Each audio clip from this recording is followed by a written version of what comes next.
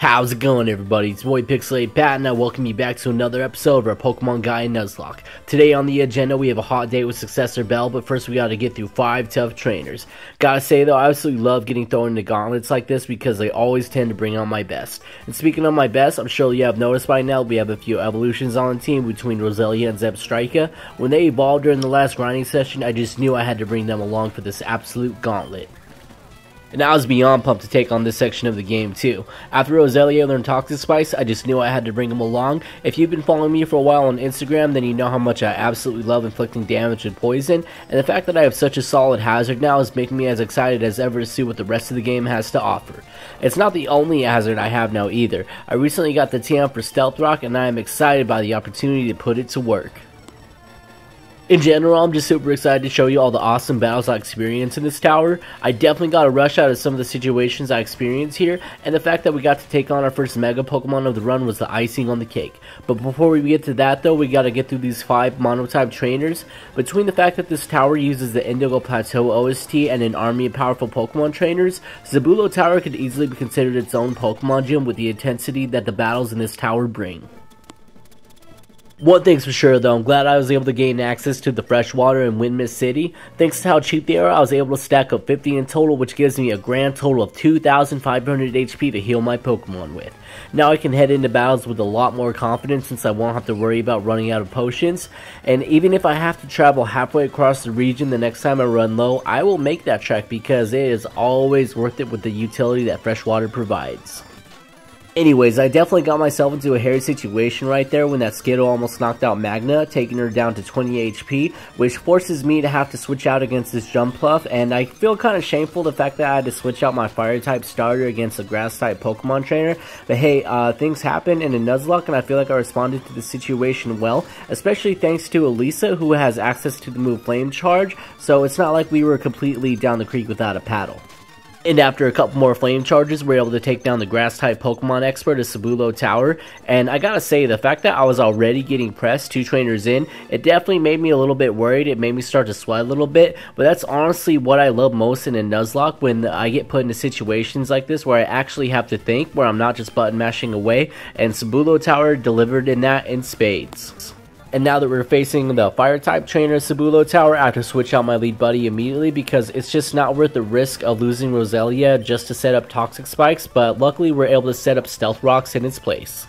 And while we were setting up Stealth Rocks, the Litleo was trying to set up Workup, but we're able to take it out with a couple quick Mach Punches before it can be a threat to our team, and I'm definitely glad that we were able to do that because 2 Workups, it definitely could have done some damage, but luckily we were able to take it out.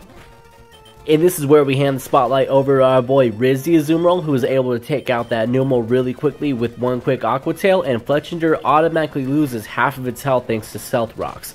We use Rollout because that's 4 times effective damage, it's going to knock it out in 1 hit, and his last Pokemon is Larvesta, who also goes down to Rollout, and I gotta say I'm glad that 3rd battle was easy because I knew it wasn't going to be easy after this.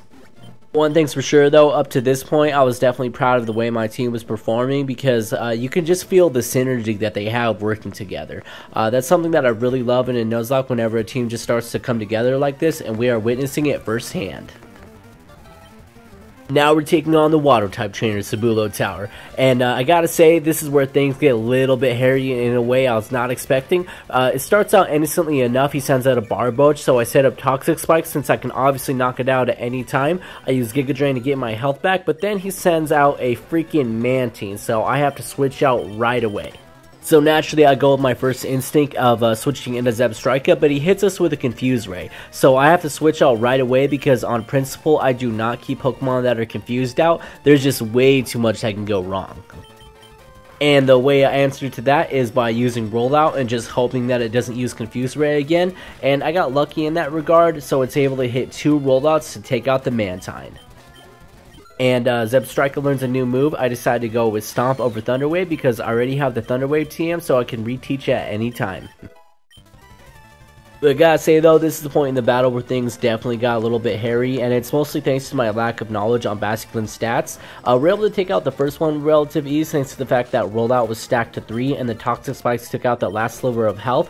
However, when this next Basculin comes out, it's able to use Swagger on us, and unfortunately, Riz the Azumarill is unable to break through confusion on what would have been the 4th rollout, and that would have been a definite knockout. So it's definitely unfortunate that I am forced to switch out at this point, but I go right into Buddy, hoping he can do something. However, this is where the AI decides to rinse and repeat with Swagger. I hit myself in confusion again, which unfortunately forces me to switch once more. So I decided to switch into Manette because she has experience delivering in high stress and high pressure situations. However, she gets hit with Swagger too and ends up hitting herself in confusion as well, which forces me to switch for the 3rd time in a row, this time to Zebstrika. Luckily for me though, Toxic Spikes has been doing damage the whole time, so all I have to do when I switch Zebstrika in is hit it with a quick attack, and that is the battle. However, I definitely got pressed there. I'm definitely glad that I didn't have to sacrifice anyone. At one point I was kind of thinking about it just to try to make a switch in a little bit easier, but luckily it did not come to that and we were able to make it out of the battle clean, and now we only have one more battle standing between us and our hot date with Successor Belle.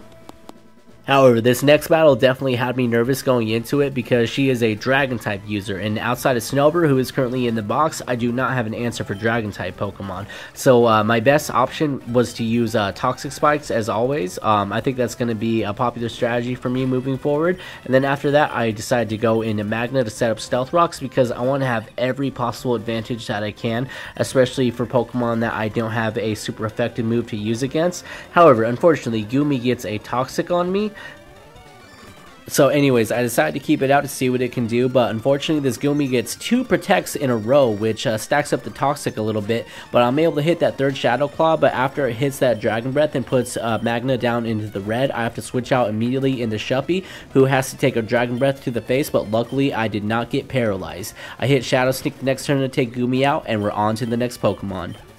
And from here on out, I was definitely a little bit nervous because I had no clue whether or not the strategy was going to work. It was basically a gamble, but luckily we're able to get a critical hit the first move on this Tyrant, which then brings out Dragonair. Another thing I was worried about too was whether or not Dragonair Shed Skin was going to disrupt this strategy, but luckily it doesn't, and the next Hex takes out Dragonair. And out of everything, I was definitely most nervous about the Gabite because, as you know, it's an absolute beast, but despite the fact that it outspeeds us, it only uses Sand Attack, which allows us to take it out with the very next Hex. And on top of that, we learned Shadow Ball too, which is definitely going to be great moving forward because it's just a really, really good attack. I'm definitely excited at the way that Shuppy is starting to shape up. Anyways, we finally made it through the gauntlet of 5 trainers, and all we have left is Successor Belle. And this is the battle I was definitely the most excited and nervous about because she uses Mega Evolution in this.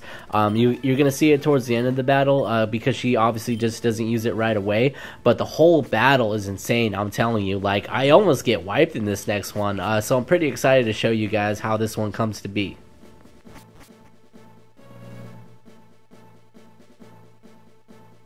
Gotta say though, this really feels like such an anime moment. Like, I feel like if this was happening in an anime, like the camera would just be like panning all around this arena right here while she's going through her dialogue.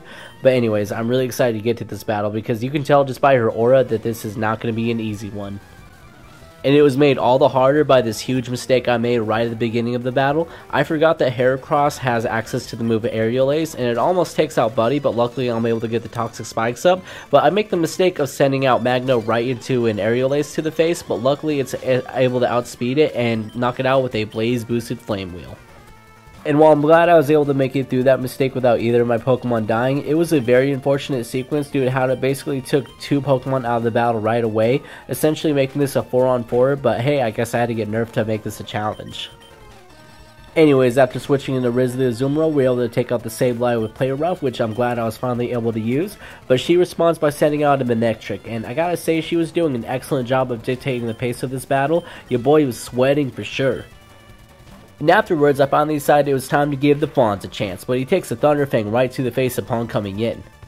So anyways, I take a moment to do the math in my head and realize that he can take one more hit as long as it doesn't get crit, and luckily we are able to avoid that because that would have been a knockout for sure. Anyways, we hit it with Return, and it puts it Manectric in just enough range for Toxic to take out the rest of the way, which finally brings us to our 4th Pokemon, Mawile.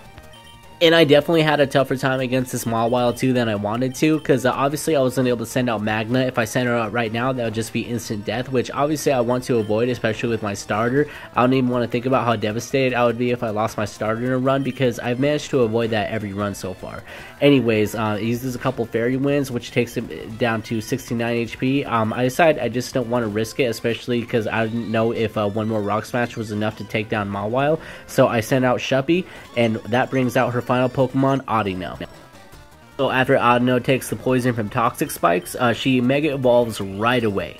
And here's where I make a huge mistake, because I thought that Audino becomes a pure Fairy type upon Mega Evolution, and unfortunately for me it doesn't, which pretty much ruins my strategy of knocking out with Hex. So after that I decided to switch out, but then I realized that I don't have much to switch out into, so I decided to just do a little bit of chip damage with Knock Off just to see what I could do, which forces me into Elisa, but it uses Attract, which I was absolutely flabbergasted by, because I've never had a male Pokemon use Attract on me, which forces me to switch once more into Riz the Azumarill.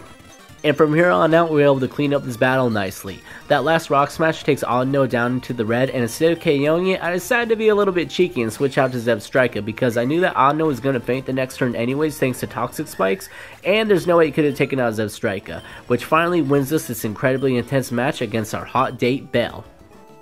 And luckily for us, she is so impressed with our performance of being able to take down a Mega Pokemon without having one ourselves that she gives us a Promise Ring. I mean, a Mega Ring.